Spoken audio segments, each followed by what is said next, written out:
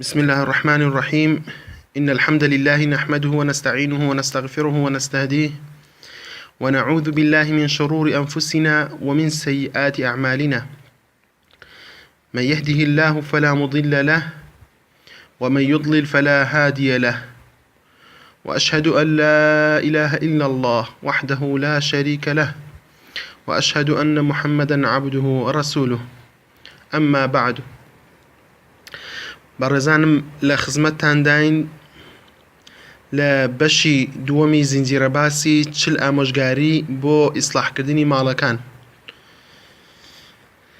لە ئامۆژگاری سێیەمدا بووین لە بابەتی ئیمانی لە ماڵەکاندا. یەکەم جار باسی ئەو ئامۆژگاریانەمان کرد لە پێکهێنانی ماڵ و خێزاندا. لە ئامۆژگاری سێمدا بابەتی ئیمانیەکان لە ماڵەکاندا، بابەتی ئیمانی لە ماڵەکاندا کە دەکاتە ئامۆژگاری سێممان. پێویستە ماڵەکانمان بکەینە شوێنێک بۆ زیکر و یادی خوای گەورە. پێغەمبەر صلی الله علیه و سلم فەرموویەتی: مثل البيت الذي يذكر الله فيه والبيت الذي لا يذكر الله فيه مثل الحي والميت. نمونەی ماڵێک کە یادی خوای گەورەی تێدا دەکرێت و ماڵێک کە یادی خوای گەورەی تێدا ناکرێت وەکو نمونەی زیندوو مردوو وایە. بۆیە پێویستە ماڵەکانمان بکەینە شوێنێک بۆ زیکر و یادی خوای گەورە بە هەموو جۆرەکانیەوە. زیکرەکانی خوای گەورە و یادی خوای گەورە زۆرە. بۆ نمونە زیکر بەدڵ و زیکر بە زمانمان و نوێژەکان، قورئان خوێندن، فێربوونی زانستی شەرعی و خوێندنەوەی کتێبی جۆرا و جۆر. هەموو ئەمانە بە زیکر و یادی خوای گەورە دەبێت و هەر شتێک کە یادی خوای گەورەت بیر بخاتەوە و بە عیبادەت بنووسرێت. و بەڕاستی ئێستا ماڵی موسڵمانان، زۆربەی ماڵەکانمان وەک مردووی لێ هاتووە، یادی خوای گەورەی تێدا ناکرێت. ئەگەر تێشی جا بکرێت شتێکی زۆر کەم تێدا دەکرێت. بە تایبەت لەم سەردەمەی ئێستادا کە سەرباری ئەوەی کە یادی خوای گەورەی تێدا ناکرێت، هەموو ئەو شتانی کە شەیتان پێی خۆشەوە و هەرچی گوناه و تاوانە تێدا ئەنجام دەدرێت، لەوانە گۆرانی و مۆسیقا و غەیبەتکردن و بوهتان و قسەهێنان و برن و تێکەڵاوبوون لەگەڵ کەسانی نامەحرەم لە نێوان خزم و کەسوکارە، لە نێوان جیرانە، بە جلوبەرگی سفوریەوە، بە خۆدانەپۆشین و بە نەزەری حرام و بە ئەنواع شێوازەوە گوناه و تاوانی تێدا ئەنجام دەدرێت. ئێستا بە تایبەت ئێستا کە ئاوا ببینین ئەوە حاڵی ماڵەکانمان بێت، چۆن مەلایکەت ڕوو لە ماڵەکانمان دەکات. بۆیە پێویستە لە سەرمان خوای گەورە پشتیوانمان بێت، ماڵەکانمان زیندوو بکەینەوە بە یادی خوای گەورە و بگەڕێینەوە بۆ یادی خوای گەورە و ماڵەکانمان ئاوەدان بێتەوە. ئامۆژگاری چوارەم، ماڵەکانمان بکەینە قیبلە. کە وەکو مەبەستمان لە ئەوەی کە ماڵەکانمان بکەینە قیبلە، یعنی بکەینە شوێنی عیبادەت. خوای گەورە دەفەرموویەت: وأوحينا إلى موسى وأخيه أن تبوأوا لقومكما بمصر بيوتا واجعلوا بيوتكم قبلة وأقيموا الصلاة وبشر المؤمنين. ئێمە وحیمان کرد بۆ موسا و براکەی کەوا لە میسر ماڵ دروست بکەن و ماڵەکانتان بکەنە قیبلە و نوێژ بکەن و مزگەنیش بدەن بە ئیمانداران. سوورەتی یونس ئاەتی 87. ابن عباس لە تەفسیری ئەم ئاەتە دەفەرمێت: ئومیڕوا ئەن یەتەخیذوها مەساجد، واتە فەرمانیان پێکرابوو کە ماڵەکانیان بکەنە مزگەوت، وەک مزگەوت. و ابن کەسیر لە تەفسیری ئەم ئاەتە دەفەرمێت ئەمەیان دەڵفەرمێت کاتێک بوو کە فرعون تینی زۆر بۆ هێنابوون، فرعون و قەومەکەی تینی زۆر بۆ هێنابوون و دنیا بەسەریاندا ناڕەحەت بوو، ناڕەحەتی زۆریان توش بوو. بۆیە خوای گەورە فەرمانی پێکردن کە نوێژ زۆر بکەن. وەکو چۆن خوای گەورە دەفەرمێت: یا ئەیها الذین آمنوا استعینوا بالصبر والصلاة، یعنی کە دەفەرمێت ماڵەکەتان بکەنە قیبلە و نوێژ بکەن، مەبەستی ئەوەی نوێژی زۆر بکەن بۆ ئەوەی ئەو ناڕەحەتیەتان لەسەر لابچێت. وەکو خوای گەورە فەرموویەتی: ئەی ئەوانی باوەڕتان هێناوە، سەبرتان هەبێ و نوێژ بکەن. ئیستەعینوا بالصبر والصلاة، دەست بگرن بە سەبر و ئارامگرتنەوە و بە نوێژکردنەوە. وەکو لە حەدیثێک تێدا هاتووە پێغەمبەر صلی الله علیه و سلم كان رسول الله صلى الله عليه وسلم إذا حزبه أمر صلى. پیغمبر صلى الله عليه وسلم هر كارێک ناڕەحەتی کرد بە نوێژی دەکرد. ئەمەش گرنگی عیبادەتکردن لە ماڵەکاندا بە تایبەت لە حاڵەتی کاتێک کە مسلمانان لاوازن، بۆ نمونە هەندێک کات ناتوانن مسلمانان لە بەردەم کەسانی کافر و بێباوەڕدا نوێژەکانیان بکەن، لە ماڵەکانیاندا ئەو کاتە نوێژەکان و عیبادەتەکانیان دەکەن.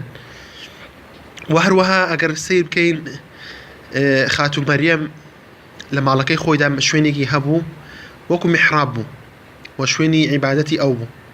خوای گەورە فەرمووی لە باسی مەریەمدا كلما دخل عليها زكريا المحراب وجد عندها رزقا. چونە ژووری پێغمبەر زەکەریا دەفەرمێت کاتێک زەکەریا دەچۆ میحرابەکەی شوێنی میحرابەکەی لە ئەسڵدا ماڵ بوو، بەڵام ئەوەندە عیبادەتی تێدا دەکرد خوای گەورە بە میحراب ناوی هێناوە. و هەروەها سەحابەکانیش ڕەزای خوایان لەسەر بێت زۆر گرنگیان دەدا بەوەی کە لە ماڵەوە نوێژ بکەن، بەڵام غەیری نوێژە فەرزەکان کە پێویستە بە جەماعەت بکرێ. ئەوەش پند و ئامۆژگاری تێدایە. چیرۆکێکمان هەیە لەبارەی ئەوە، لەبارەی لە مەحموودی کوڕی ڕەبیعی ئەنساریەوە کە دەژێڕێتەوە کە عوتبانی کوڕی مالیک یەکێک لە ئەسحابەکانی پێغەمبەر صلی الله علیه وسلم و یەکێک بۆ لە ئەنسارەکان کە بەشداری جەنگی بەدری کردووە، هات بۆ لە پێغەمبەر صلی الله علیه وسلم پێی فەرموو ئەی پێغەمبەری خوا، بەڕاستی چاوم زەعیف بووە و من پێشنوێژی بۆ قەومەکەم دەکەم، کاتێک کە باران دەبارێت ئاو بە نێوانی ئێمە و ئەواندا دەڕوات، ناشتوانم لەو ئاوە بپەڕمەوە بێم بۆ مزگەوت و نوێژیان پێ بکەم. بۆیە پێم خۆش ئای پێغەمبەری خوا ئەگەر بێی بۆ ماڵەکەی من لە ماڵەکەی من نوێژ بکەی بۆ بیکەمە موسەڵا و لەو شوێنەی تۆ کە نوێژی لێ دەکەی منیش لەوێ ئەگەر ئەو حاڵە ڕوویدا لەوێ نوێژەکەم کەم. پێغەمبەر صلی الله علیه وسلم فەرمووی ئینشاءالله وا دەکەم. پێغەمبەر صلی الله علیه وسلم عوتبان دەفەرمێت پێغەمبەر صلی الله علیه وسلم چوو بۆ لای و ئەبوبەکریشی لەگەڵ بوو. دوای کە بانگیاندا و ئەوجار پێغەمبەر صلی الله علیه وسلم دانەنیشت کە بانگەکەی فەرموو دانەنیشت هەتا چۆ ناو ژوورەکە. کە چۆ ژوورەکە لە عوتبانی پرسی پێت خۆشە لە شوێنێکی ماڵەکەی تۆدا نوێژ بکەم. ئەویش ئیشارەتی بۆ گۆشەیەکی ماڵەکەی خۆی کرد و پێغەمبەر صلی الله علیه وسلم لەوێ تەکبیری ئیحرامی دابەست و نوێژی دابەست و دەڵێ فەرمێت ئێمەش هەستاین لەگەڵ پێغەمبەر صلی الله علیه وسلم دوو ڕکعاتمان کرد و دوایەوە سەلامی دایەوە. ئەمەش گرنگی ئەوەیە کە لە ماڵەکانماندا نوێژ بکرێت بە تایبەت لە حاڵەتی ناڕەحەتی ئەگەر ئینسان دەسەوسان بوو نەیتوانی بچێ بۆ مزگەوت بە عوزرێکی شەرعی یا لە حاڵەتێکدا کە نوێژی غەیری فەرزەکان بێت. ئامۆژگاری پێنجەم پەروەردەیەکی ئیمانی بۆ ئەهلی ماڵەکەت بە هەموویانەوە. پێویستە پەروەردەیەکی ئیمانیمان هەبێت، بەرنامەمان هەبێت. لە دایکمان عایشەوە ڕەزای خوای لەسەر بێت فەرموویەتی پێغەمبەر صلی الله علیه وسلم نوێژی دەکرد شەوانە، کاتێک کە نوێژی ویتری دەکرد بە دایکمان عایشە هەڵدەساند و دەیگوت هەستا ئەی عایشە نوێژ بکە. ئەمەش گرنگی لە ئەوە لە صحیحی مسلمدا هاتووە. وهروها پێغەمبەر صلی الله علیه وسلم فەرموویەتی رحم الله رجلا قام من الليل فصلى فأيقظ امرأته فصلت فإن أبت نضع في وجهها الماء. رحمەتی خوا لەو پیاوە بێت کە شەو هەڵدەسێ بۆ شەو نوێژ و خێزانەکەی هەڵدەسێنێ بۆ شەو نوێژ، ئەگەر خێزانەکەشی هەڵنەسا ئەوە وەکو بڵێ ئاو دەپڕژێنێ بە دەم و چاویدا بۆ ئەوەی خەبەری بێتەوە لەو خێرە بێبەش نەبێت.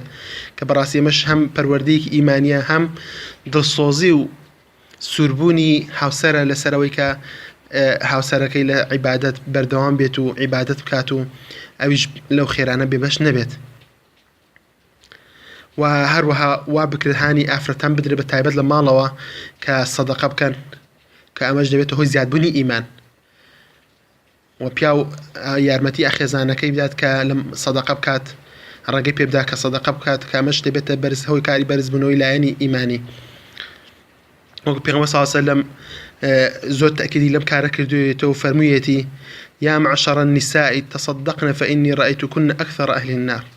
پێغەمبەر صلی الله علیه وسلم فەرمووی ئەی ئافرەتان خێر زۆر بکەن، چونکە من بینیومە ئێوە کەوا زۆربەی ئەهلی ئاگرن، ژمارەتان زۆرە لە ناو ئاگردا. خوای گەورە هەموو لایەکمان پەنا بدات ئەمە لە صحیحی بوخاریەوە هاتووە. بۆیە زەرورە کە هاوسەریش هاوکاری خێزانەکەی بکات بۆ ئەوەی وە گرنگی بدات و سوور بێ لەسەرەوەی کە سەدەقە بکات و کاراسانی بۆ بکات. بۆ نمونە دەتوانین بەم شێوازە بێنین سندوقێک دابنین، سندوقێکی خێرخوازی لە ماڵەوە دابنین بۆ فەقیران و هەژاران. هەر ڕۆژە و بۆ نمونە بە کەمیەتێکی کەمیش بێ، پارەیەکی ڕەمزیش بێت، بخرێتە ناو ئەو سندوقەوە و دواتر کە بۆ حاڵەتێکی پێویستی بە نەخۆشێکی زەرور بۆ هەر حاڵەتێک لە حاڵەتەکان و لە پرۆژێکی خێریدا بەکار بهێنرێت. و ئەگەر بۆ نمونە باوک ئاوای کرد یان دایک ئاوای کرد پێشەنگ هەبوو لە ماڵەکەدا، ئەوە بۆ نمونە بە ڕۆژوو بوون، دووشەمە و پێنجشەمە، تاسوع و عاشوڕا، ڕۆژی عەرەفە، ئەوە زۆرێک لە محەڕەم و شەعبان وانە، ئەوەش دەبێتە هۆی هاندانێک بۆ هەم بۆ هاوسەرەکان بەیەکەوە کە بەیەکەوە ئەم عیبادەتانە دەکەن، چێش لە عیبادەتەکە وەردەگرن و پاڵپشتی یەکتر دەبن و وەکو دەبێتە دافعێکی زۆر باش بۆ ئەوەی هەم بەردەوام بن هەم منداڵەکانیشیان چاویان لێ بکەن. ئامۆژگاری شەشەممان گرنگیدانە بە زیکرە شەرعیەکان و سونەتەکان، بە تایبەت ئەو سونەتانی کە پەیوەندیان بە ماڵەوە هەیە. لەو سونەتانە زیکری هاتنە ناو ماڵ، کەسێک کاتێک کە دەچێت دەرەوە دەگەڕێەوە ماڵەوە. لە صحیح مسلمدا هاتووە کە پێغەمبەر صلی الله عليه وسلم فەرموویەتی: إذا دخل الرجل بيته فذكر اسم الله تعالى حين يدخل وحين يطعم قال الشيطان لا مبيت لكم ولا عشاء ها هنا. وإن دخل فلم يذكر اسم الله عند دخوله قال أدركتم المبيت. وإن لم يذكر اسم الله عند مطعمه قال أدركتم المبيت والعشاء. لا إمام أحمد وأنا ڕوایەتیان کردووە. پێغەمبەر صلی الله علیه و سلم دەفەرمێ ئەگەر کاتێک پیاو هاتەوە ماڵەوە و یادی خوای گەورەی کرد، کاتێک کە هاتە ژوورەوە و لە کاتی نانخواردندا بسم الله کرد و یادی خوای گەورەی کرد، شەیتان بە کار بەدەستەکانی دەڵێت نە ماڵتان بۆ هەیە و نە نانتان بۆ هەیە لێرە. بەڵام کاتێک کە هاتە ماڵەوە ئەو کەسە هاتە ماڵەوە یادی خوای گەورەی نەکرد، ئەوە شەیتان بە دەردەستەکانی دەڵێت ئەوە ماڵت و شوێنی حەوانەوەتان هەیە. و ئەگەر یادی خوای گەورەی نەکرد لە کاتی نانخواردنیشدا، پێیان دەڵێت ئەوە خواردنیشتان ماڵش شوێنی حەوانەوەشتان هەیە و خواردنیشتان هەیە. بۆیە گرنگە ئینسان دەست بگرێ بەم زیکرانەوە. و زیکری دەرچوون لە ماڵمان هەیە. أبو داود للسنة كده هاتوها كما صلى الله عليه وسلم فرميتي: إذا خرج الرجل من بيته فقال بسم الله توكلت على الله لا حول ولا قوة إلا بالله فيقال له حسبك قد هديت وكفيت ووقيت، فينتحى له الشيطان فيقول له الشيطان آخر: كيف لك برجل قد هدي وكفي ووقي. أبو داود الترمذي روايتيان كردو لا صحيح جامع هاتوها برقمي 499. پیغمبر صلی الله علیه و سلم فرمویەتی کاتێک کە پیاو لە ماڵەکەی دەچێتە دەرەوە وتی بسم الله توكلت على الله لا حول ولا قوة إلا بالله، ئەوە پێ دەوترێت ئەمە بەستە هیدایەت دراوی و کیفایەت ئەمە و پارێزراویشی. بۆیە شەیتانێک بە شەیتانەکەی تر دەڵێت ئەتۆ چت بەدەسەڵاتت چۆن بەسەر کەسێکدا دەبێت کە هیدایەت درابێت و کیفایەتی ینی ئەمە کیفایەت کرابێت و پارێزرابێت و تیش لە شەیتان. و خاڵێکی تر سیواکە. ئیمامی مسلم لە صحیحەکەیدا لە دەکمان عایشەوە دەجێڕێتەوە ڕزای خوای لەسەر بێت کە فەرموویەتی پێغەمبەر صلی الله علیه و سلم کاتێک کە دەهاتە بەیت ماڵەوە دەست بە سیواک دەستی پێ دەکرد. كان رسول الله صلى الله عليه وسلم إذا دخل بيته بدأ بالسواك. یەکەم شت کە دەهاتە ماڵەوە سیواکی دەکرد. ئامۆژگاری حەوتەممان هەر لە بابەتە ئیمانیەکاندایە خوێندنەوەی سوورەتی بەقەرە لە ماڵدا بۆ دەرکردنی شەیتان و دوورخستنەوەی شەیتان لە ماڵەکان. و لەسەرم بابەتە کۆمەڵێک حەدیثمان هەیە لەوانە پێغەمبەر صلی الله عليه وسلم فرموویەتی: لا تجعلوا بيوتكم قبورا إن الشيطان ينفر من البيت الذي تقرأ فيه سورة البقرة. ماڵەکانتان مەکەنە قەبرستان، ڕاستی شەیتان لە ماڵێک ڕادەکا کە سوورەتی بەقەڕی تیا دەخوێنرێ.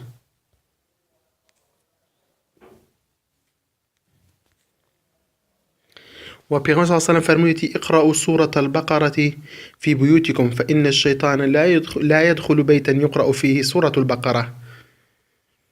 بهمان شواز لباسي جرينجي دعاتي كوتاي سورة بقرة وكاري جريخ بأنه كان لما الله بيغمبر صلى الله عليه وسلم فرميتي إن الله تعالى كتب كتابا قبل أن يخلق السماوات والأرض ب2000 عام وهو عند العرش وأنه أنزل منه آيتين ختم بهما سورة البقرة ولا يقرآن في دار 3 ليال فيقربها الشيطان.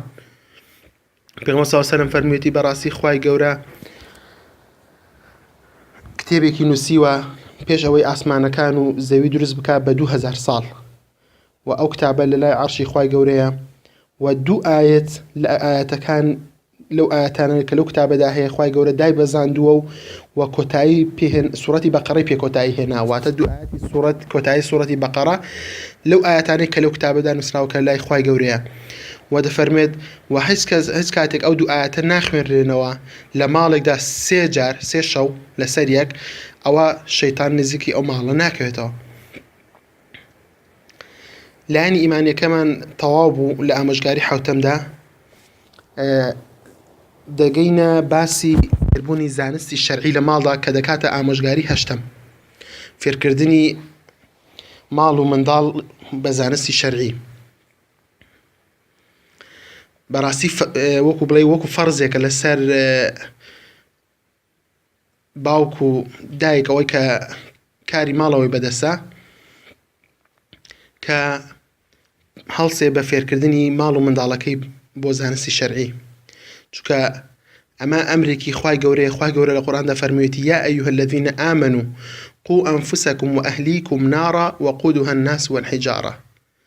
ئەی ئەوانە ئیمانتان هێناوە خۆتان و ماڵ و منداڵتان بپارێزن لە ئاگرێک کە سوتەمەنیەکەی ئینسان و بەردە.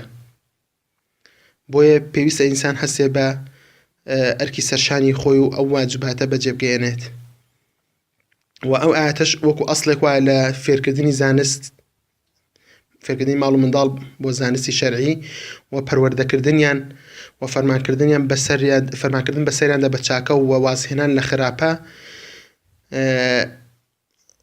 مفەسیرەکان لەبارەی شەرحی ئەم ئاەتەوە دەفەرموون کە دەفەرموون چی پێویستە لەسەر باوک کە بیکات ئەنجامی بدات لە ماڵەوە. قەتادە دەفەرموێت فەرمانیان پێ دەکات بە گوێڕاڵی خوای گەورە و نەهیان لێ دەکات لە گوناه و تاوان و ئەو فەرمانی کە خوای گەورە پێی کردووە لە ماڵ و منداڵەکەیدا جێبەجێ بکات دەبێ جێبەجێ بکات و فەرمانیان پێ بکات و یارمەتیشیان بدات لەسەر جێبەجێکردنی فەرمانەکانی خوای گەورە. و ضحاک و مقاتل دەفەرمێن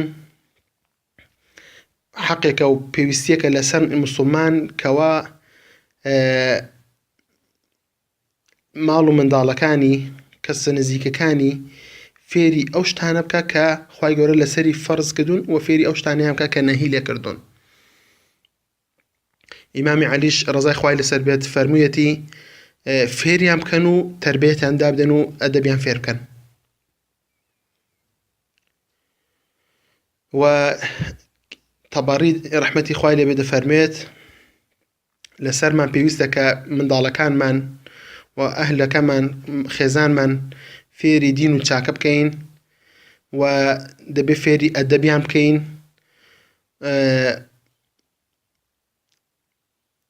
پێغەمبەر صلی الله علیه و سلم تەنانەت ئیمامی تەبەڕی دەفەرمێت پێغەمبەر صلی الله علیه و سلم ئەوەندە سوور بووە لەسەر فێرکردنی تەنانەت ئەوانەی کە کۆیلەش بوون ئەوەندە سوور بووە لەسەر ئێمە لەبێ ماڵ و منداڵ و خێزانی خۆت دەبێت چەندە سووربی لەسەرەوەی کە فێری زانستی شەرعی و خێر و چاکە و ئەدەبیان بکەی. و بخاری ڕەحمەتی خوای لێبێ لە سەحیحەکەیدا لە بابی فێرکردنی پیاو بۆ خێزان و ماڵ و منداڵەکەی حەدیثێکی هێناوە دەفەرمێت پێغەمبەر صلی الله علیه و سلم فەرموویەتی 3 لهم ئەجران یەکێک لەوەکان دەڵێ 3 کەس 2 ئەجریان هەیە. یەکێک لە کەسەکان لەو 3 فرقەیەکە ئەو هێنایەتی لە حەدیثەکەدا دەفەرمێت ورجل كانت عنده أمة فأدبها فأحسن تأديبها وعلمها فأحسن تعليمها ثم أعتقها فتزوجها فله أجران. کەسێک کە کۆیلەیەکی لەلا بێت پەروەردەی بکات ئەدەبی تەئدیبی بکات بە تەئدیبێکی باش و جوان و ئیسلامی و فێری بکات زانستێکی جوان و فێرکردنێکی جوانی فێر بکات پاشان ئازادی بکات و هاوسەریشی بۆ بدۆزێتەوە ئەوە 2 ئەژری بۆ هەیە. ئەوە گرنگ بێت کەسێک لە باسی کۆیلەیەکدا بێت ئەی باسی ماڵ و منداڵ دەبێت لە شوێ بێت و چەندە گەورە بێت. ابن حجر رحمەتی خوای لێ بێت لە شەرحی حەدیسەکە دەفەرمێت باسە باسی ئەمەیە کۆیلەیە کە بە نەس هاتووە بەڵام لە ئەهلیش بە قیاس دەبێت ئەو شتە تەطبیق بکرێت چونکە گرنگیدان بە ئەهل و ماڵ و منداڵ و فێرکردنیان بە زانستی شەرعی و پەروەردەیەکی جوان ئەوەش ئەرکێک و واجبێکە و فەرزێکە کە خوای گەورە لەسەری داناوە و سونەتێکیشە کە پێغەمبەر صلی الله علیه وسلم کە گرنگی پێداوە.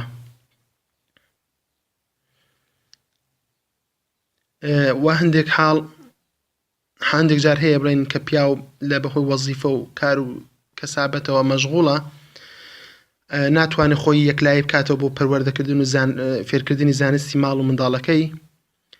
پێویستە یەکێک لە چارەسەرەکان ئەوەیە حەدل ئیمکان ڕۆژێک دابنێت ڕۆژێک تەرتیب کات کە بیکاتە مەوعیدێکی گشتی بۆ ماڵ و منداڵەکەی.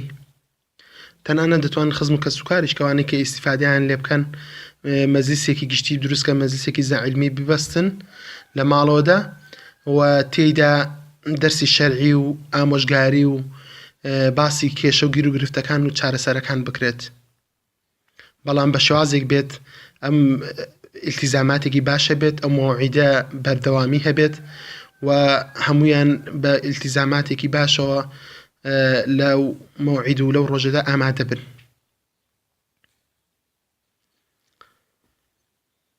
تەنانەت پێغەمبەر صلی الله علیه وسلم هەبووە بەو شێوازە دەرسی داناوە بۆ ئافرەتان کە فێری زانستی شەرعیان بکات. بوخاری ڕەحمەتی خوای لەسەر بێت لە بابی هەل یەجعل للنساء یوما على حده في العلم ئایا ڕۆژێک دیاری دەکرێت بۆ ئافرەتان بۆ فێرکردنی زانستی شەرعی. حەدیسێکی ئەبی سەعیدی خدری هێناوە ڕەزای خوای لەسەر بێت کە ئافرەتەکان بە پێغەمبەریان وت صلی الله علیه وسلم بەڕاستی پیاوان پێشمان کەوتنەوە لە زانستی شەرعیدا ڕۆژێکمان بۆ دانێ ئەی پێغەمبەری خوا کە خۆت پێی دەرسمان پێ بڵێ. پێغەمبەر صلی الله علیه وسلم وعدی پێدان کە ڕۆژێکیان بۆ دیاری بکات لەو ڕۆژەدا ئامۆژگاری دەکردن و فەرمانیشی پێدەکردن. و تەنانەت لە نەسێکی کەدا هاتووە ئەبوو هورێرە بە شازێک تر هێناوێتی کە ماڵەکەشیان بۆ دیار دەکات دەفەرمێت پێغەمبەر صلی الله علیه وسلم پێی فەرموون کە لە ماڵی فڵان کەس کۆ دەبینەوە و ئامۆژگاریان دەکات.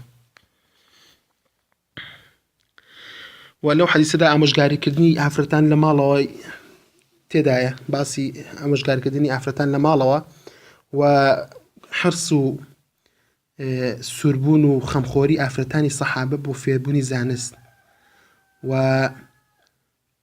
بەڕاستی ئەوەش کە ئافرەتان ئیمال بکرێن بۆ فێربوونی زانستی شەرعی و تەنها ڕوو لە پیاوان بکرێت ئەوەش غەڵەتێکی گەورەیە و زۆربەی ماڵەکانی بەڕاستی ئەم غەڵەتەی تێدا هەیە. ئێستا زۆرێک ڕاستە زۆر کەس لەوانەیە بەدوای زانستی شەرعیەوە بێ بەڵام ماڵ و منداڵ و کەسوکارەکەی و خێزانی لەم زانستە شەرعیە سوود وەرناگرن و یاخود بەشداری لەم کۆڕ و مەزیسانەدا ناکەن کە ئەمەش بەڕاستی تەقسیرێکە کە خاوەن ماڵەکان دەیکەن بەرامبەر ماڵ و منداڵەکانیان.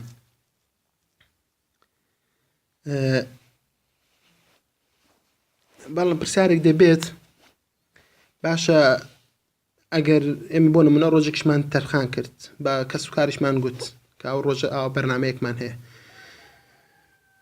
باشە لەو مەزیسانەدا چ بکەین و چۆن دەست پێ بکەین. و وەڵامێک بۆ ئەم پرسیارەوەیە اختراعێک هەر شتێک بێت هەر کەسێک بە شێوازی تایبەتی خۆی دەتوانێت بەرنامەیەکی باش و بە سوود دابنێت. بەڵام لەوانە بۆ نمونە دەتوانین چی بکەین؟ دەتوانی دەرسی تەفسیر بڵیتەوە. دەرسێکی تەفسیر هەیە بۆ نمونە تەفسیری سەعدیمان هەیە تەفسیرێکی زۆر باش و پوختە تەفسیرێکی ئاسانیشە یاخود کتابی ریاض الصالحینمان هەیە و ئەو حەدیثانە هێنایەتی تعلیقات و ئامۆژگاری لێ وەرگیراوە و سوودە و دەساتەکان و ئەو لەوانەی کە لەم حەدیثانەوە هەڵێنجراون ئەو سوودانەشی تێدا هەیە و كتابي ترمان هي حسن الأسوة بما ثبت عن الله ورسوله في النسوة شونيتي باش ما ملكدن لأفرتان ووك أويك لا خواي جوار فرمان بيكردو بيغمبر صلى الله عليه وسلم فرماني كدو لباري أفرتان أوش كتابي كي بسودا كبتوان رد بخوين رد وهروها زانستي فقه لا عندي حكمي فقهي بتايبت حكمي فقهي تايبت بأفرتان مسألة حكم طهارة ودماء ومسألة صلاة نويج وزكاة وروج وحج حد توانا وحكم خوارنا كان وخوارنا وجلو برقو حكم فترة ومحارم وأمانة هموي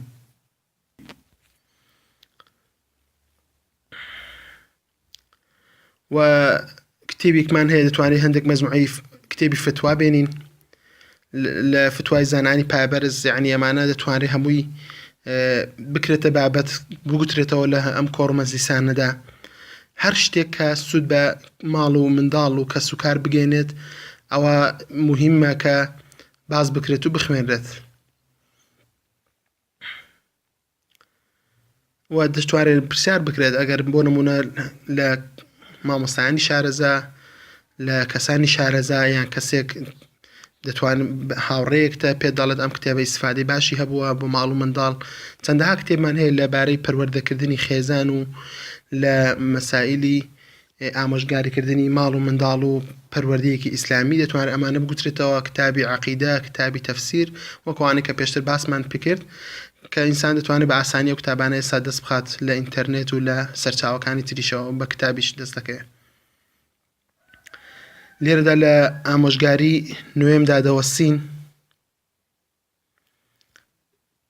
لەبەر درێژبوونەوەی زیاتری بابەتەکە ئینشاءڵڵا لە ڤیدیۆیەکی تردا لە ئامۆژگاری نوێمەوە دەست پێ دەکەینەوە داواکاری لە خوای گەورە لێمان قبول بفەرموێت و ئیخلاص بخاتە کارەکانمانەوە و ئیستیقامەمان پێ ببەخشێت و هیدایەتماندا بۆ ئەوەی کە خۆی لای ڕازیە و هیدایەتماندا و پاڵپشتمان بێت لەوەی کە ماڵەکانمان بکەینە ماڵێک کە پەروەردەیەکی ئیسلامی و تەعامولێکی ئیسلامی هەبێت بەو شێوازەی کە خۆی لێ ڕازیە و ببینە پاڵپشت و پشتیوان یەکتر لەسەر چاکە و وازهێنان لە خراپە و ببینە سەرچاوەی خێر بۆ ماڵ و کۆمەڵگاکەمان وآخر دعوانا أن الحمد لله رب العالمين والسلام عليكم ورحمة الله وبركاته